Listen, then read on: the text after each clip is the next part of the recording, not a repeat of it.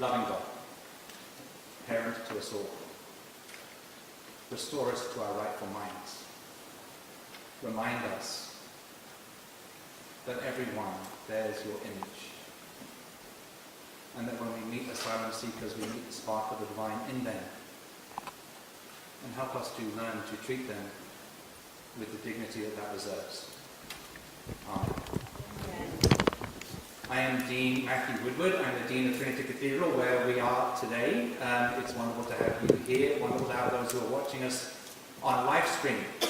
I am so glad to be standing amongst this group of clergy and volunteers from faith communities around Sacramento, who we have been working in partnership with for years on projects. So we were able to come together and be able to respond to this situation as a group. And that's really wonderful. A number of them are going to come and speak to you in just a moment. I wanted to start by reflecting on some things that I've been thinking in the last couple of days. When a group of migrants, we know them to be asylum seekers, was dropped off outside of one of our partner churches' buildings, it's a little kind of crazy. What do you do? And in moments like that, I really want to go back to a book and figure out exactly what the next steps are. And fortunately, our faith traditions have books that guide us. And so I'm thinking particularly of Micah 6:8, which says that we should do justice, seek mercy, and walk humbly with our God, which is a great place to start. And I also think of the words of Jesus when he was speaking to his friends, and he said, "When I was hungry, you fed me. When I was thirsty, you gave me a drink. When I was naked, you clothed me. When I was in prison, you visited me." And his friends were confused. And they said, "When were you naked and we clothed you? When were you thirsty and we gave you a drink? When were you hungry and we fed you?" And he said, "Whenever you did it to any one of these, you did it to me." We really do want to talk about these migrants and what we've been doing to provide hospitality for them today. We're aware there are other dimensions to this story, political and legal, but we're not touching on those. The volunteers here have been working with these asylum seekers to receive them while welcome. And so I'd like to invite the Executive Director of Sacramento ACT, the organization that brings all of us together, Gabby Trejo, if she would come and speak to us now. Thank you. Good morning, everyone. My name is Gabby Trejo. I'm the Executive Director for Sacramento ACT. And we are members of Pico, California and Faith in Action National. At ACT, we are guided by some principles that are really important to us, based on faith, justice, hope, and inclusion. And since the arrival of our new neighbors, really, it has been our ACT leaders, staff, clergy, and the community at large that have helped us both welcome and protect them. And for that, I feel very thankful.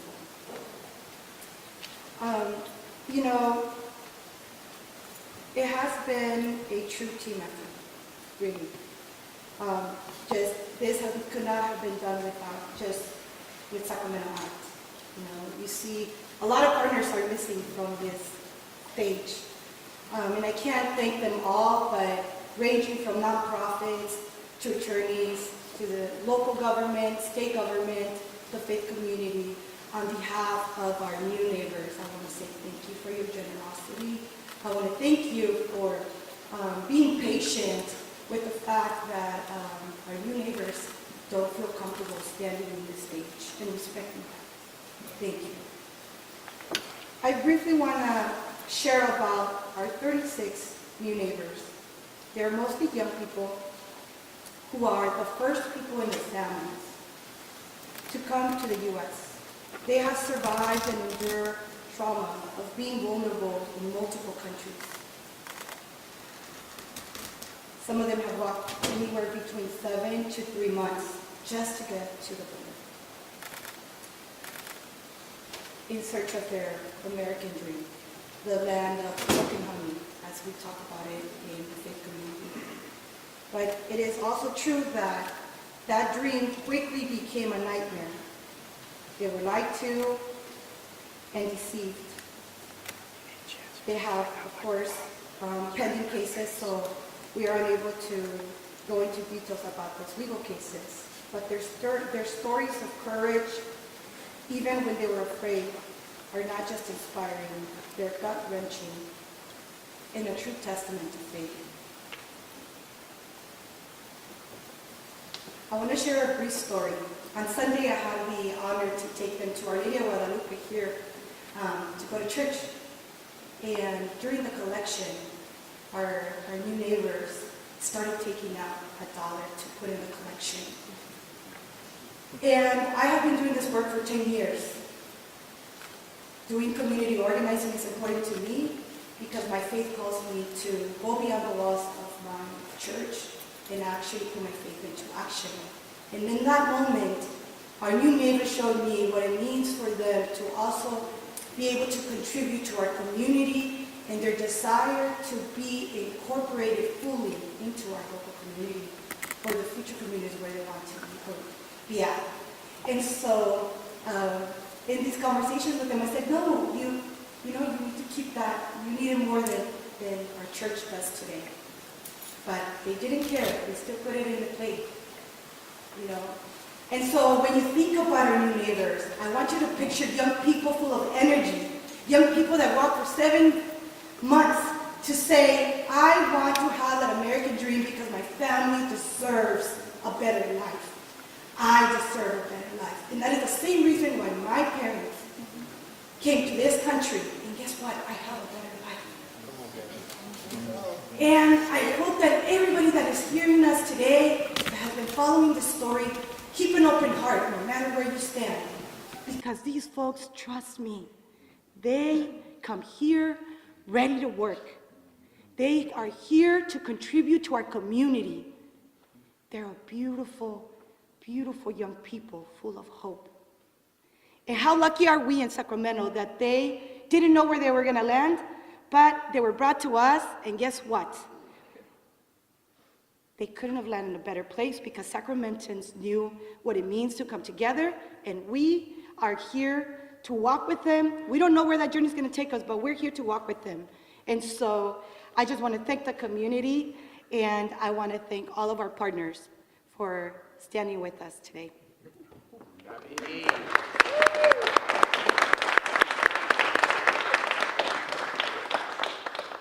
Thank you, Gabby. I'm going to invite a representative from the National Shrine of Our Lady of Guadalupe, Father Juan Francisco, to come and speak to us. Muy buenos días a todos. Me da mucho gusto encontrarnos en este lugar para compartir la experiencia que hemos tenido con los hermanos que han llegado a nuestro santuario en días pasados. Estaba yo en una reunión cuando me informaron que había unos hermanos que me han llegado a la diócesis y lo primero que llegó a mis oídos fue las palabras de la Virgen. ¿No estoy yo aquí que soy tu madre? Y le dije a la persona que me habló, por favor tráiganlos al santuario, aquí los recibimos. Siempre como santuario de nuestra Madre Santísima de Guadalupe, tratamos de cumplir la misión encomendada, escuchar a los más necesitados, a los pobres, a los huérfanos y a los migrantes. Sabemos todos los que vivimos en este país, en Estados Unidos, que todos somos migrantes. Por eso es muy importante que nos veamos como hermanos, como amigos, cumpliendo el mandato de nuestro Señor Jesucristo. Ámense los unos a los otros como yo los he amado. Por eso es muy importante continuar el trabajo, que cada uno haga lo que tenga que hacer bien desde el espacio donde se encuentra. Estamos en el santuario, cumplimos nuestra misión, atender, escuchar, apoyar, orientar. Otros harán otro trabajo, bendito Dios, y si todos nos unimos en esta barca para que no se hunda, vamos a salir adelante. Por eso los invito a que cada uno haga lo que tenga que hacer de acuerdo a su misión y sigamos remando mar adentro. Buen día a todos.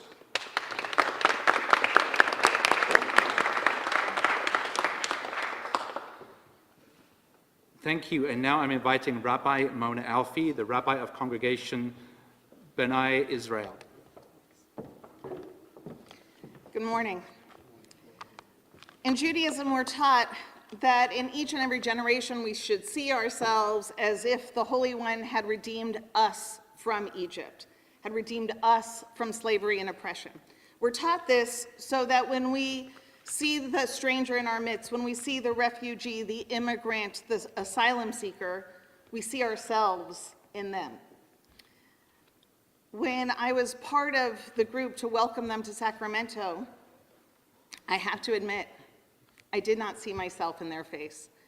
I saw my father, who came to this country at the age of 17 by himself. I saw my great-grandparents, also teenagers, who braved the voyage over the ocean to come to America, all of them with the same hope, to have a life where they would be safe and where they could provide for their families. I didn't see myself because I don't see the courage that they have in my own eyes. I've never known what it's like to be so afraid that the better option is to walk for 7 months, to walk through jungles, to risk my life for the possibility of a better life on the other side. It would have been hubris for me to see myself in their face, because what I saw was so much better than I have ever been called upon to do. When I heard that yesterday some of them had said that it was the first time in a long time that they felt safe, it was the first time in a long time that they didn't feel hunger in their bellies, I wanted to cry. We take these things for granted. We wake up each and every morning safe in our own beds, with our families, with a refrigerator to open up and to decide, do I want to eat that or that? We don't know what that fear is like. We don't know what it's like, what is needed to motivate someone to risk their own death to come for freedom. Thank you.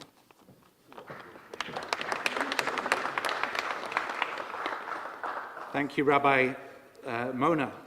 The Reverend Rajiv Rambob is going to speak to us now. He's the pastor at Parkside Community Church. Recently in the Christian liturgical calendar was the day of Pentecost.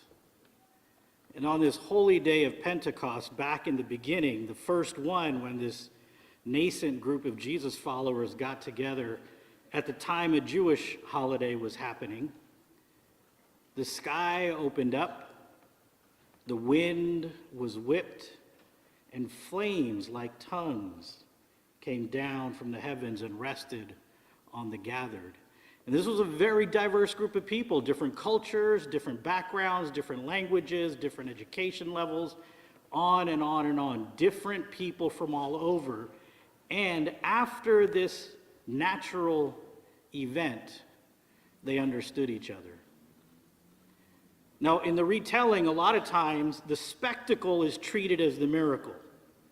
The spectacle was not the miracle. The miracle was they understood each other. This diverse group of people whose languages were still foreign, yet they understood each other. So our call in this moment isn't the spectacle of a moment like this morning, although we're grateful for it because it's important to share the news. It isn't the spectacle of grandstanding and big words. It is the movement towards understanding which demands time, attention, proximity, and being open-minded and open-hearted to learn and understand the needs of our new neighbors. As an immigrant myself, it's a thing that lasts with me. It has shaped my existence. These new neighbors have gone through something that will shape their forevers and their families forever. And up to now, I'm still learning a lot about them, but here's what I understand this morning, is that this group of people are some of the strongest people, not just that I've ever met, but that I've ever even heard legend of. I mean, these aren't stories from old that have been embellished over time. These are stories in the here and now of survival. Hope. And what is first and foremost, just like it was for my father, who immigrated from India with $7 in his pocket, was to earn money to support family. And that is first and foremost on their minds too. That's what they're asking for. Where can we work so we can give ourselves a shot and, more importantly, help our families back home who don't have the opportunities that I have walked to? So it is our calling as a community, as Sacramento, to bring forth the miracle of understanding in the here and now in 2023, a new kind of Pentecost, a pluralist Pentecost, where we all gather and we all support, we all learn and move forward in mutual understanding. Thank you.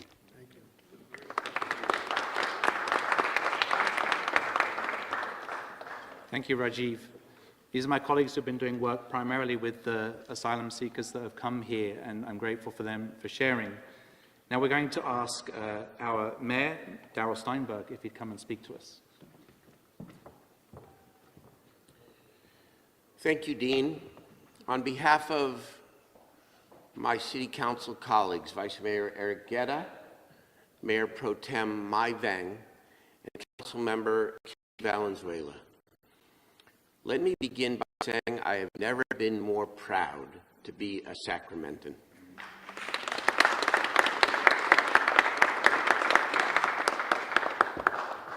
Gabi Trejo spoke about the faith of Sacramento Act, which is the faith of all of the leaders standing behind me, and she described the mantra as faith, justice, hope, and inclusion.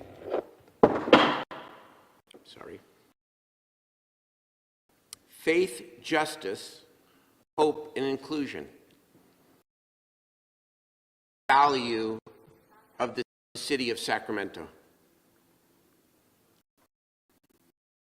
Gather here today in great strength and in great numbers, welcoming people who, as my Rabbi Mona Alfie described a few minutes ago, have taken the most harrowing journey for the most basic of human impulses, to want to have a better life for themselves and their families. I had the opportunity last night to meet several of our asylum seekers, and what struck me was not only their friendly nature after they have gone through such a journey. More than anything else, it was very clear to me that while they were grateful for our community's help and support, they were not asking for anything. The only thing they want is the opportunity to give back, to work hard, and to contribute to this country so that they can help their families. That's the immigrant story over the course of nearly 300 years in this country. And but for our indigenous brothers and sisters, all of us come from a generation of immigrants, some more recent than others. The impulse to want to lead a better life and to come to this country that proclaims as its great calling, give us your tired, your poor, and your huddled masses yearning to breathe free. This is just another chapter of that history and our collective journey. What does Sacramento do? What you have done over the last 72 hours. The faith community, the city government, the county government, without flinching, without a moment's hesitation, without a question, what can we do and what must we do to make sure that 36 people know that they are safe and that they are welcome? Bring it on. Bring it on. Our community will never say no. To the people who wonder whether or not we can handle this on top of the real challenges we face in our community, there is no other answer but to say yes. And you better believe we can handle it. Sacramento should be a model for the rest of the state and the rest of the nation. This is how we roll. You bring people to our community who don't know where their hope lies, we will provide them hope. You bring people to this community who don't know where their future lies, we will help them find their futures. You bring people to our community in need, and we will respond in a way that will send a message to the rest of the country and the rest of the world. Thank you to everybody here who has stepped up without hesitation the Sacramento way. Thank you.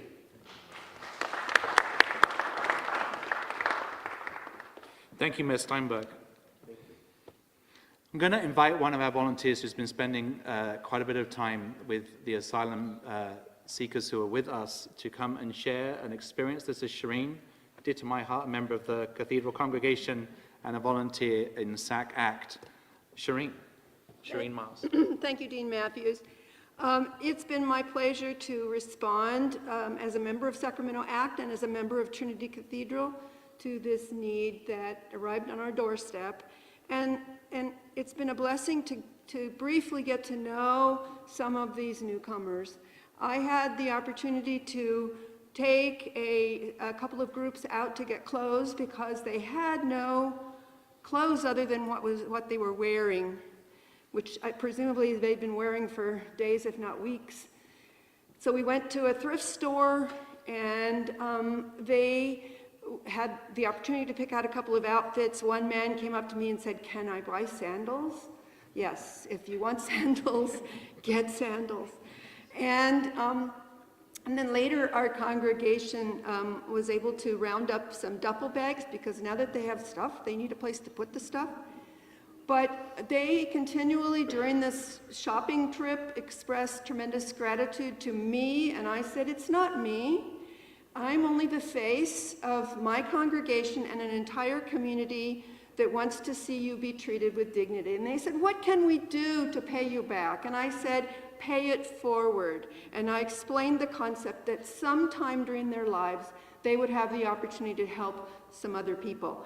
I wanted to play, hopefully this will work, some of the words of the immigrants briefly.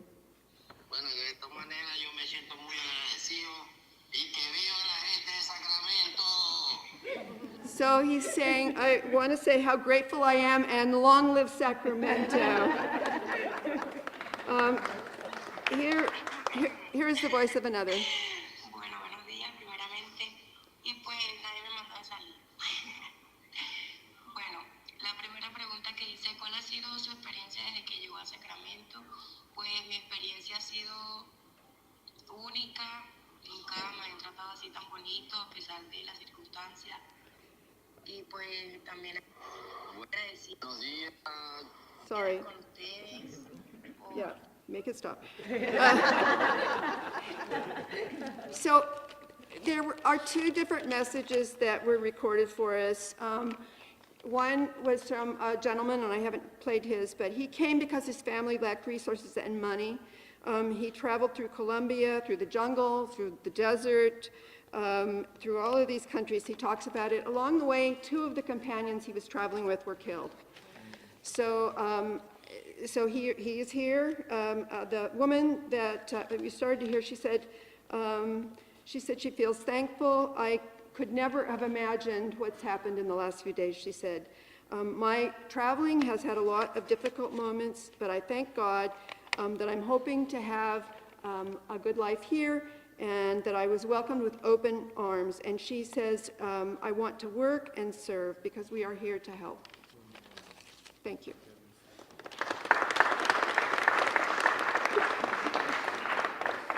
Thank you, Shireen. Shireen is a beloved member of Trinity Episcopal Cathedral here and a volunteer with SAC Act, as many of the people up here on the stage are. And thank you for your work. It reminds me that some people might want to know how they could help financially. www.sacact.org.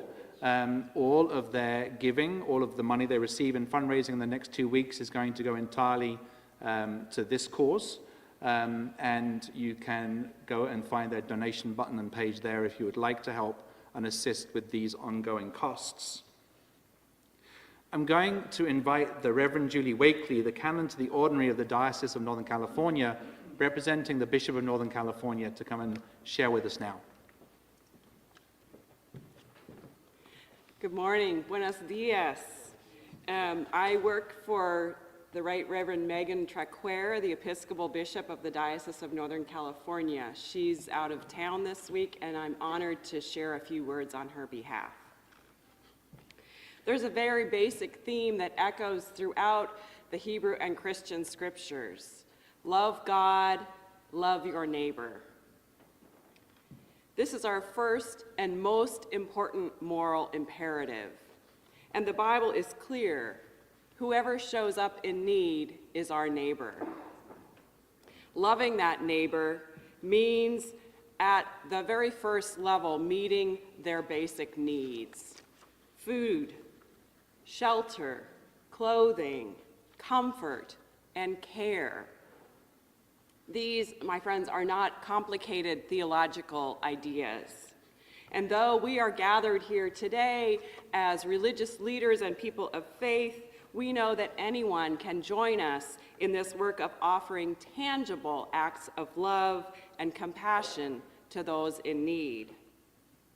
We are here today as people of faith and people of prayer, but we are especially here today as people of love in action. We represent groups that are living our faith out loud, not because of politics, but because fellow human beings showed up here in need. Our faith demands that we respond, and we do so by remembering that there is a time in every family story when they were in a strange place and needed the love of a new neighbor.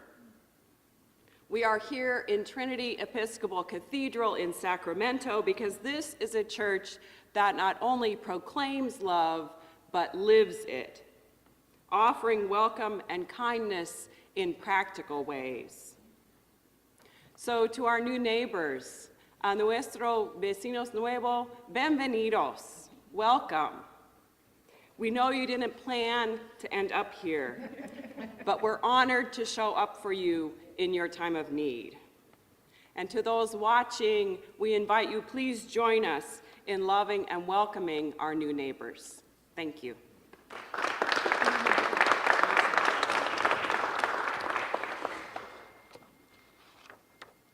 Thank you, Reverend Julie. I'm going to invite Pastor Les Simmons from the South Sacramento Christian Center to share with us now.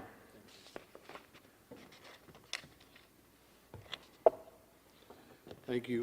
Honored to be here. They normally, at this particular part of the press conference in church, this would be kind of those moments of the ending of a meeting at church. It would be kind of an altar call. And so I'm gonna do an altar call for the work that's in front of us, not for the folks that are lined up right here.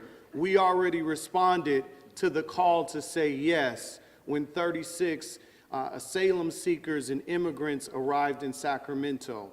Gabby responded right away on Friday when she got the call. And all of our government officials responded right away. We found ourselves in a huddle space with state officials, our governor, our AG, our mayor, and other clergy leaders, all saying yes to answering the call. I happened to be able to spend some time with the asylum seekers this past Saturday, pretty much a full day with them. And they didn't ask to be here. They were dropped off here with the hope and the promise of jobs and opportunity. They were left to fend for themselves. They were promised the delivery of a better opportunity, but they were left to defend for themselves. I say today, they don't have to stand alone. We're standing with them to deliver on the hope of good and services. We're standing with them to deliver on the message of love that all of us hold as our value, our faith value. We stand to deliver on unity. We stand to deliver on jobs. We stand to deliver on safety. We stand to deliver on justice. We stand to deliver in treating people as human beings. So we all say yes. I just want you to say this with me. Say yes. Yes. I'm answering the call. Come on, I want all those that'll be watching this press release to say, yes, I'm a Sacramentan, I'm a Californian, I'm answering the call. When people are in need, we show up and we love on them with the love of God. Thank you so much. We will embrace every single one of them. I almost did an altar call right there. We say yes to the call. We say yes to loving our neighbors. We say yes to the 36 individuals and a dog to love. Thank you.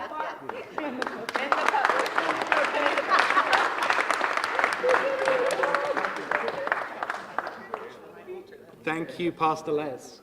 I started with a prayer. It's a cathedral. We are here because of our faith and because we believe that we want to help our neighbors. I'm going to end with a prayer, and then I'm going to open for questions. Live without fear. Your Creator has made you holy, has always protected you, and loves you like a mother. Now follow the good road, and may God's blessing be with you always. Amen. Amen. I'm going to ask Mayor Steinberg and Gabby if you would come and join me, and we're happy to answer questions. Randy, I think, has a microphone so that your question can be heard on the church live stream, and I am open to anybody who would like to answer a question. Randy, let's let Randy in. Okay, thank you. Thank you all so much. Laura Cordy with Politico.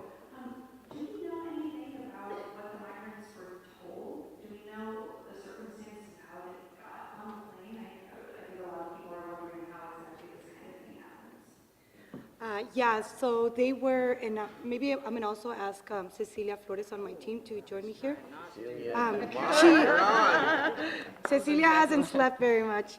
She's been with them longer, so I will have Cecilia answer. Yeah, sorry, could you repeat the question? I wanted to know if migrants said anything about what they thought was happening, why they got on the plane, or what they were told at the location. I think people are wondering how this kind of thing actually happens. Sure.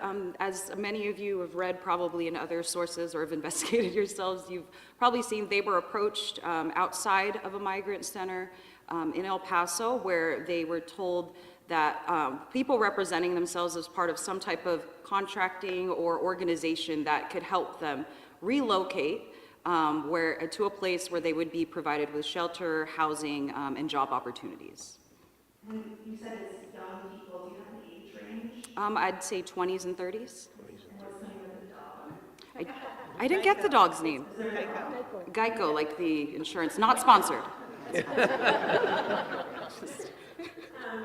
Hernandez with NBC Bay Area. I'm curious if this new group of migrants also had documentation from Florida.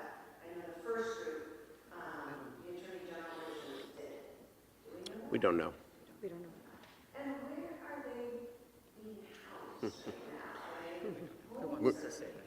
Yeah, we're not publicly revealing their location, obviously, to protect their privacy. But be assured that they are safe, they are being well cared for, and they're in good spirits. Can you repeat the question? Oh, I'm sorry. The question is, where are they housed? And Why do you understand that the migrants did not know where they were going to come? Did they understand that they were coming on a case in California? Did they think they were going 20 minutes away? Did they know that they were going to be going They had no idea what the location they were going. They had no idea they were in California or how long the trip was going to take.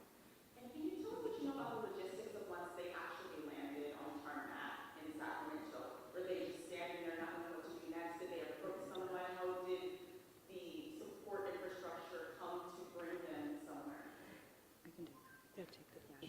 I can't speak to the second group of arrivals, which was yesterday, but with the first group, they were transported by some type of bus from the airport where they landed to the diocesan offices of Sacramento, located on Broadway, at which point they were told to get off the bus, that someone would be coming to receive them. They rang the doorbell of the building, boarded the bus again, the driver, the person who rang the doorbell, and told them they would be right back. At that point, they left and never came back. So the authorities at that location of the offices contacted our organization to come and help, at which point we started to get involved. And to be clear, was that bus driver also part of the contracted services, or was that service of the airport? It was not a service of the airport. I believe that was under investigation, so I can't speak exactly who those operators were, but I know that it was not from the airport that service was provided. And just the second ones where they came on the tarmac? I was not present, so I can't speak to the second situation.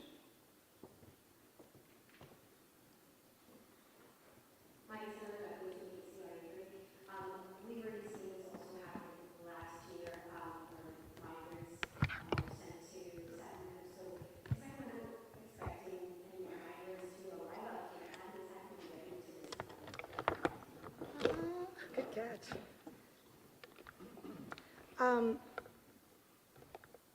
I think I'll hold that.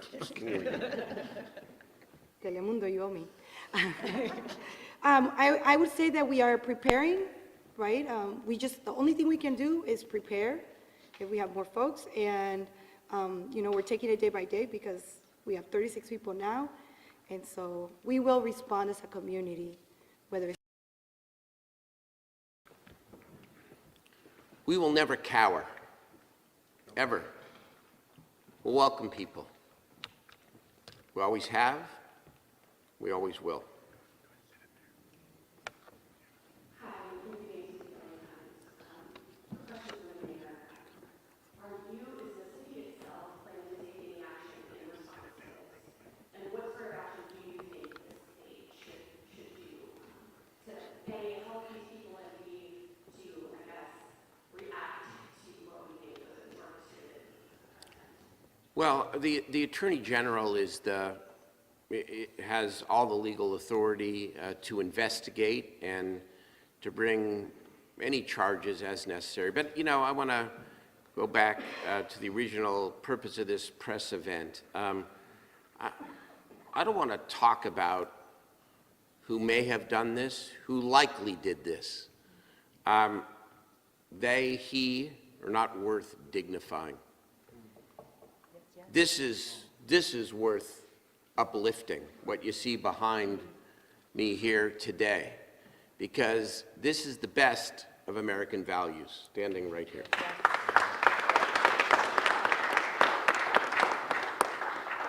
Leslie Brinkley with ABC 7 News.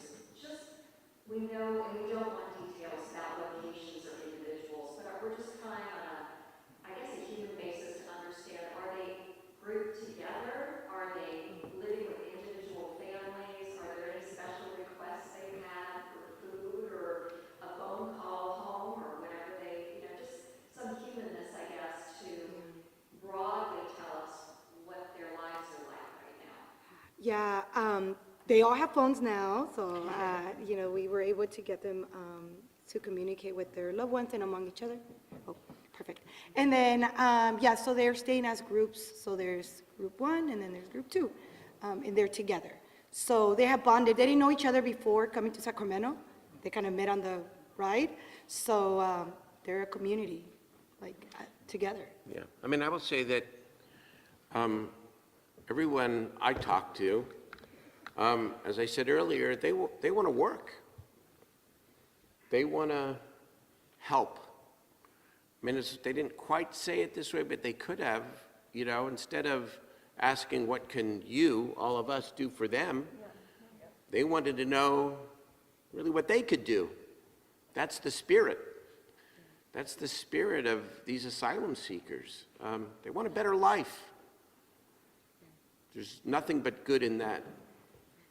And that reminds me a story that one of the gentlemen shared yesterday, because I just want to remind folks, they can be in this country. They have their paperwork. They're legally in our country, right? So there's a big distinction. And one of the gentlemen told me yesterday, so he said, you know, like I was working in El Paso and in Texas, and, I just want to work. And so he said, I'm glad I didn't stay there. I am glad I got to meet you all and got to be here. So just want to remind folks that, like, that is why our new community is asking about work, because they were working over there. They're open, free to roam around, right? So they were just free agents. Just to answer that, I think something that we've been trying to do as far as their living arrangements, their clothing, their needs, I think in the process when they were coming, they were depending on the generosity of others, meaning whatever they could get, they would take, right? So part of our approach is allowing them to define for themselves what type of clothing do they like? For example, that's why we took them to the thrift store. It's not that we don't want donations, but there's something about letting people choose. And actually, one of them made the comment in the thrift store, it's been years since I've been able to pick my own clothes. And it's not that I'm not grateful, but I finally got to wear outfits that feel like me. Right? So with regards to their sleeping arrangements, naturally, for example, yesterday, it's like, okay, men and women. Well, no, some of them came in groups of 3 with like a girl and 2 boys or whatever it was, and they feel safe together. So we're allowing them to define for us what their needs are and how we can best meet them. And that's something they have not encountered, I think, until they got here. I asked them, for example, what do you guys like to eat? And they're like, no, we're okay with pizza and sandwiches. I said, well, I didn't ask if you were okay with pizza and sandwiches. I asked, what do you like to eat? And they almost had trouble answering the question. So I said, okay, let me rephrase that for you. If we go to dinner tonight, where should we go? Oh, and then we got all kinds of ideas, right? So that's our approach, is really enabling them to feel once again empowered in the agency over their own lives. Ma'am, can we get your name? Hi, Cecilia Flores. I'm with Sacramento ACT. CECILIAFLORES. Hi, Tom Wynn with the Associated Press. Can you talk about how recent is asylum seekers arrived in the U.S.? Do you know when they arrived in the United States, when the asylum seekers arrived in the United States? They all actually have varying dates of arrival into the country. And can you talk about how, where were they going, where they headed to when they got to Texas, and are they going to be staying in Sacramento now with the help of the coalition? Oh, you. A lot of them had different destinations. Some of them were hoping to be reunited with friends or family throughout the country. There are a good number of them that their destination was the United States. And so now they are trying to determine what the best place for them will go, whether that's where their next appointment is with immigration, or if they might want to stay local. So that is still an ongoing discussion with them and to be determined at this time.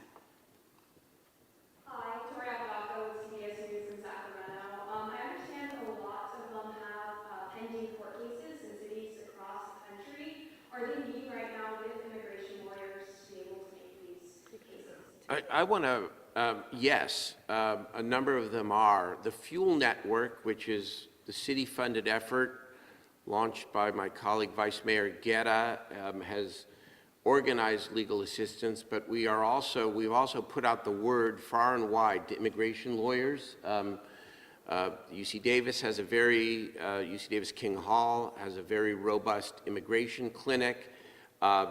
We've reached out to others, and so part of the call here today is, yes, we need attorneys who ensure that all of the people, all 36, have legal representation. Hi, Marisa Kendall here with Cal Myers. Can you tell us a little bit more about exactly what services have been provided for these people, and whether it's all from donations, or whether any city or county resources have been used as well? Sure, we are collaborating with the city and county and different nonprofit agencies and partner groups and churches throughout the area. I know, for example, we've had a nurse on site that the county had sent. We have the Fuel Network attorneys coming, I believe, today or another day this week. They'll probably be there all week, helping as well. We're working on counseling service, mental health evaluations, a dentist, haircuts, things we don't really think about. That was like a need for some of them. They just haven't had a haircut. So we're trying to provide, again, we're letting them kind of dictate what they believe their needs are. And as those arrives, we're going to try as best as we can within all of the collaborators that we have to meet those needs as they arise. I just want to say there was a question there about resources, and sacact.org is collecting funds, and the funds that are collected through their general fundraising page are all going to go to this purpose for at least the next 2 weeks, and I think that'll be reassessed at the time. Gabby, you may want to say more, or no? Oh, I got it. Okay. So far it's been just donations. Well, significant amount of in-kind, if you will, help, city personnel, county personnel.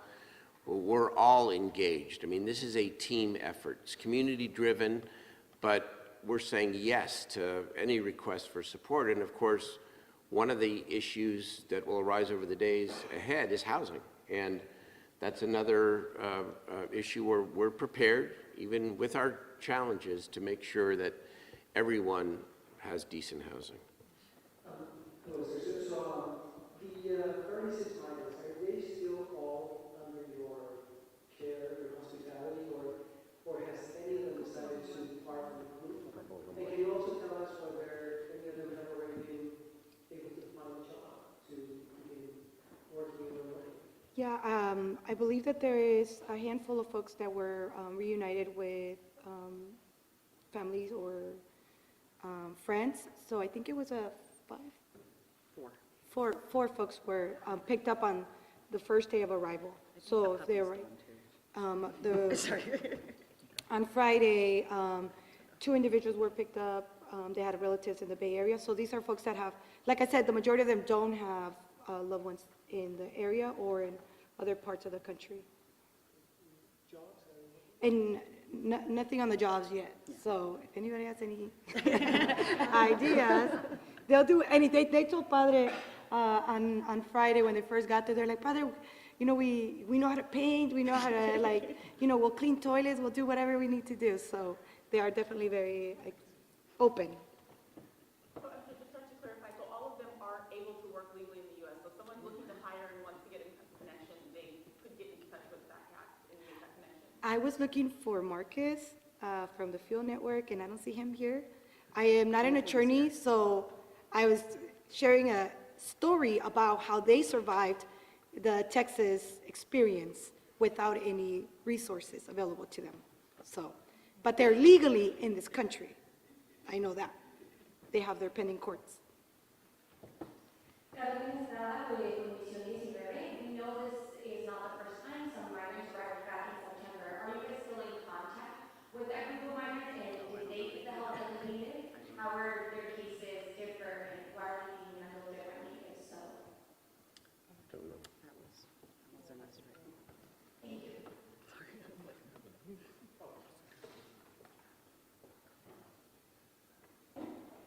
I'm just curious, how does the level of care and resources compare to what they're getting here than what they were getting in Texas? Maybe speak a little bit about that. I was not in Texas, so I'm not sure exactly what they received. I can speak to how they have explained to me the experiences differ. In Texas, because there were a lot of people in the shelter where they were standing outside when they were approached, most of the group that is here are young men and women, mostly single. There are a couple of married couples, but because of that, what they told me was that in the shelters, they're primarily, for women and children, and that they themselves felt like they didn't want to take a kid's spot or a mom's spot in the shelter. So many of them in Texas were actually sleeping outside. So here, they're not sleeping outside. They're sleeping indoors in beds, which is already a big difference in treatment, and they're being cared for very directly and intentionally, whereas in Texas, because of the numbers and because of, you know, the bandwidth of the shelters there, they weren't receiving that type of individualized care. If you could please identify your network and your name and asking the question, that'd be great. We'll take a couple more questions before we wrap up. Randy in the middle. We'll get you the microphone so we can hear you. Sophia Bolak from the San Francisco Chronicle. I'm wondering, do you guys know the specific shelter in El Paso where they were picked up, and were they approached all at the same shelter, or were they at different shelters in El Paso? I'm unsure of the exact shelter. What I can say is that they were not like approached in a cohesive group. Like it wasn't like they were all standing outside together and they all got wrangled up. It sounds like it was a trickling type of situation where one was recruited here, a couple more, which is why Gabby had showed they don't all know each other actually. Some of them have just met at the beginning of this journey. And one thing to add is that it's very important to them to know, for them when they first arrived, they wanted to make sure that we knew it wasn't the shelter. They were like, we know it was not the organization providing the help for the other families. So that's very, very important. That was one of the first things they mentioned to us. And are you guys able to say if there are any migrants from countries other than Venezuela and Colombia? I know those are the two countries we've heard so far. Guatemala. Nicole Nixon with Cap Radio News. Is there any update on the timelines for these migrants staying here? Are they here until they want to leave to another destination? Do they have in-person court dates that they need to be making, or can they do those remotely? And when are those? Well,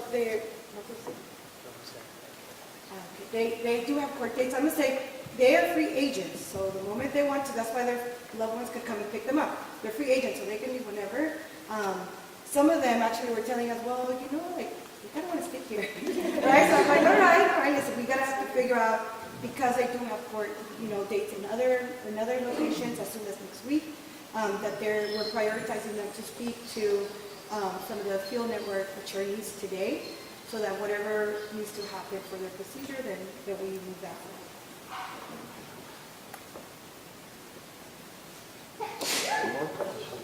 Is there a last question? CBS 13, Sacramento. Can you and do you expect more to arrive?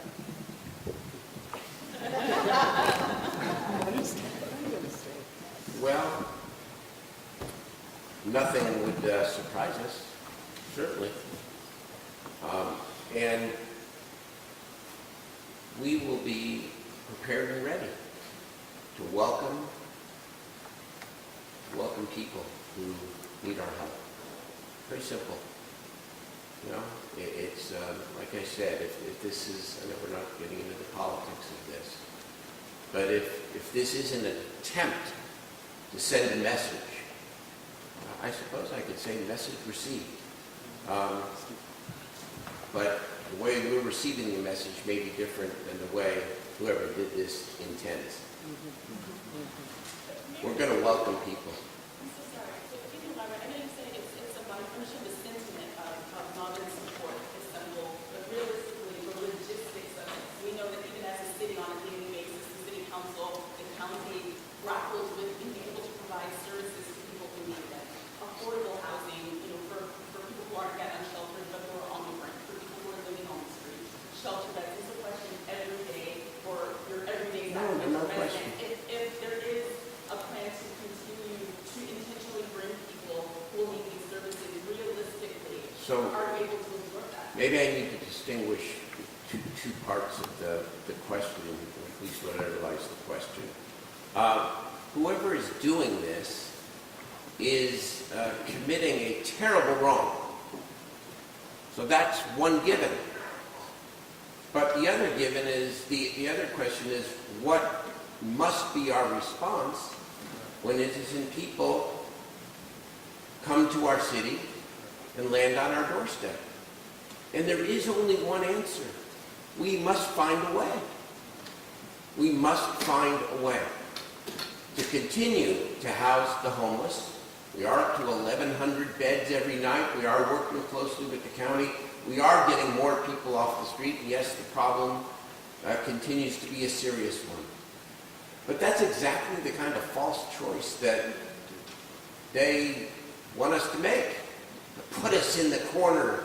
And so sometimes you take the complicated questions in life and you simplify them. And there is only one response to this kind of evil, and that is to respond in a loving and a humane way and to do our best to grapple with and balance all of the challenges we have in our community and to say yes, and that's what we'll do.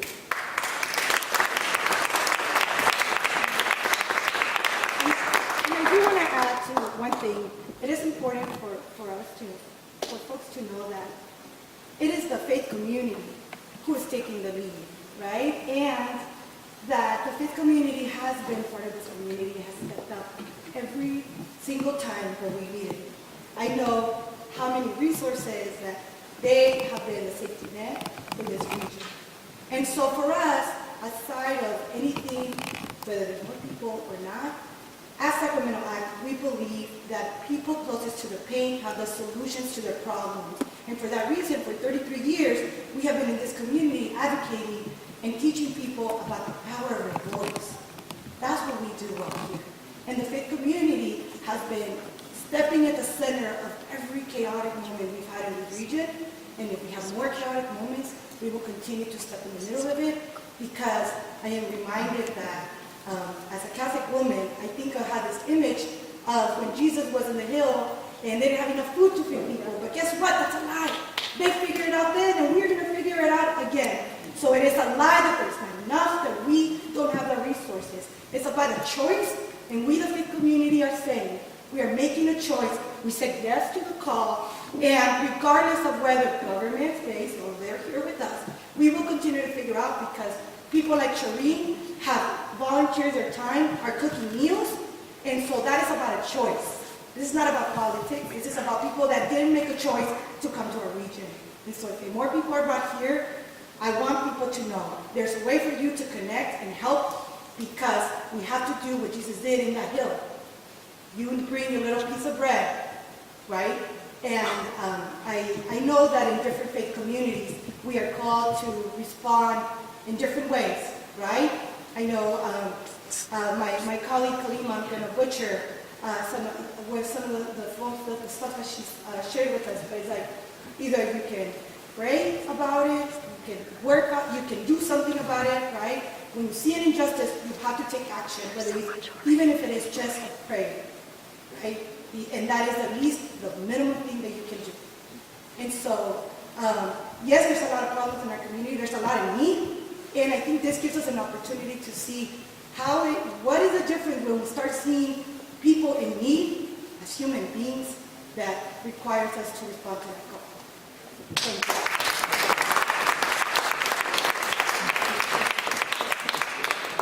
Just going to say, preach, Sister Gabby. And I think I'm going to leave Gabby with a final word and draw our conference to a close. But Calvin is going to have some announcements if you'd like to speak to anybody in particular.